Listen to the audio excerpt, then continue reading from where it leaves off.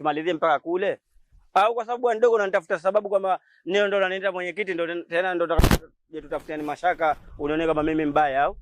Mimi nishakwambia lote eneo langu lile lilokuonyesha. Na kama wewe unataka kunijua ukubwa wangu mimi mwenyekiti, sasa tutaoneshana. Wewe popote utakapokwenda mimi hunifiki. Mimi ni ndio mwenyekiti.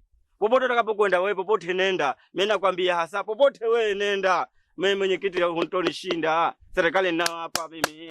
Kama unataka kunizulumu na mimi nitajua pa kwenda vile vile. Basi wewe nenda na popote utakapokuwa na viwe.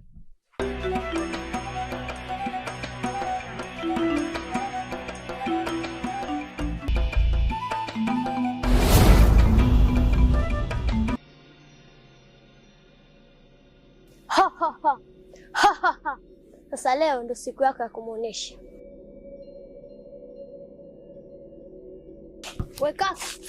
Wewe tena? Wewe mtoto mbona unifuatilia sana kwenye maisha yangu? Unataka nini yani? Au kipi nilichokukosea?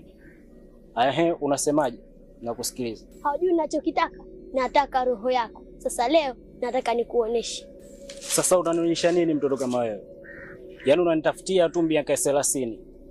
Na kwa taarifa yako jela mimi siendi. Umenitafuta sana, jela mimi siendi. Hem, nionyeshe kwanza unachotaka kunionyesha wewe.